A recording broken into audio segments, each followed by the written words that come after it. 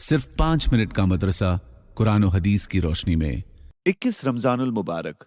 Number 1, इस्लामी तारीख। सहाबा रज़ियल्लाहु अन्हुम का दूसरों की वजह से प्यासे मरना। हजरत अबू जहम बिन हुज़ैफा रज़ियल्लाहु अन्हु कहते हैं कि यरमूक की लड़ाई में मैं अपने चचाजाद भाई की तलाश में निकला कि वो लड़ाई में शरीक थे, और एक मशकीज़ा पानी का मैंने अपने साथ लिया कि मुमकिन है वो प्यासे हो तो पानी पिलाऊं। इत्तेफाक से वो एक जगह इस हालत में पड़े हुए मिले कि दम तोड़ रहे थे।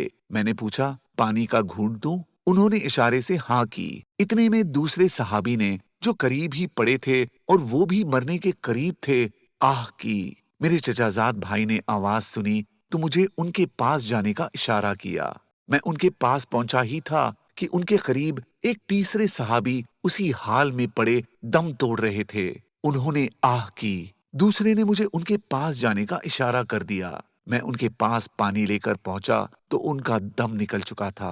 दूसरे के पास वापस आया तो उनका भी इंतकाल हो चुका था। उनके पास से अपने भाई के पास लौटा तो इतने में वो भी खत्म हो चुके थे। इन्ना लिल्लाहि व इन्ना इलैहि राजिऊन।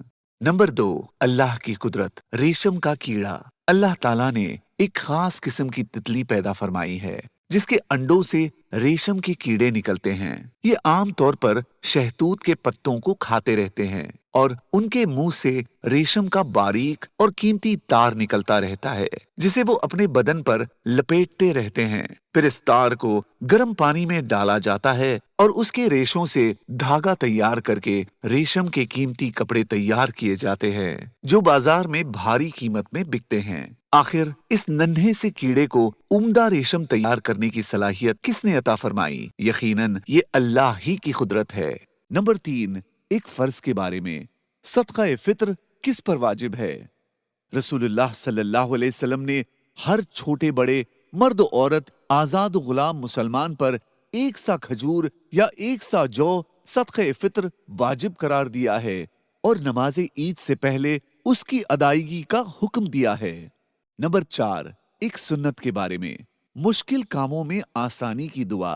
जब कोई मुश्किल काम आ जाए तो ये दुआ पढ़े, अल्लाहुम्मा ला सहला इल्ला मा जअलतहु सहला व अंत तजअलुल हुज़्न इज़ा शिअत सहला। तर्जमा, ऐ अल्लाह, तेरे किए बगैर कोई काम आसान नहीं हो सकता और तू जब चाहे सख्त रंजो गम को भी आसानी में तब्दील कर दे। नंबर 5, एक अहम अमल की फजीलत। अल्लाह का जिक्र करने वाले बेहतरीन लोग हैं। रसूलुल्लाह सल्लल्लाहु अलैहि वसल्लम से मालूम किया गया कि बंदों में सबसे अफजल और कियामत के दिन अल्लाह के नजदीक सबसे बेहतर कौन है? आप सल्लल्लाहु अलैहि वसल्लम ने फरमाया, जो मर्द और औरत कसरत से अल्लाह का जिक्र करने वाले हैं। नंबर 6, एक गुनाह के बारे में। हराम कमाई से सदका करने का वबाल। रसूलुल्लाह सल्लल्लाहु अलैहि वसल्लम ने फरमाया, जब तू माल की ज़कात अदा कर दे तो जो वाजिब हक तुझ पर था वो तो अदा हो गया, आगे सिर्फ नवाफिल का दर्जा है। और जो शख्स हराम तरीके, सूद, रिश्वत वगैरह से माल जमा करके सदका करे उसको उस सदक़े का कोई सवाब नहीं है, बल्कि उस हराम कमाई का वबाल उस पर है। नंबर 7, दुनिया के बारे में। खुदरत के बावजूद गुनाह से ना रोकना। रसूलुल्लाह सल्लल्लाहु अलैहि वसल्लम ने फरमाया, अगर किसी जमात और कौम में कोई शख्स गुनाह करता है और वो कौम बावजूद खुदरत के उसको नहीं रोकती तो उन पर मरने से पहले ही अल्लाह ताला अपना अजाब भेज देते हैं, यानी दुनिया ही में उनको तरह तरह की मुसीबतों में मुब्तला कर देते हैं। नंबर 8, आखिरत के बारे में। अच्छे बुरे अमाल का बदला।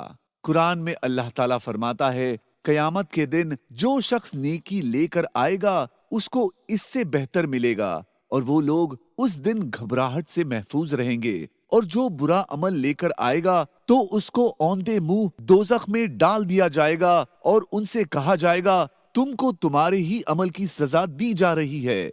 नंबर 9, तिब्बे नबवी से इलाज। जहर और जादू का इलाज। रसूलुल्लाह सल्लल्लाहु अलैहि वसल्लम ने फरमाया, जो शख्स सुबह सुबह 7 अजवा खजूरें इस्तेमाल कर ले उसको ना तो उस दिन जहर से नुकसान होगा और ना जादू का असर होगा।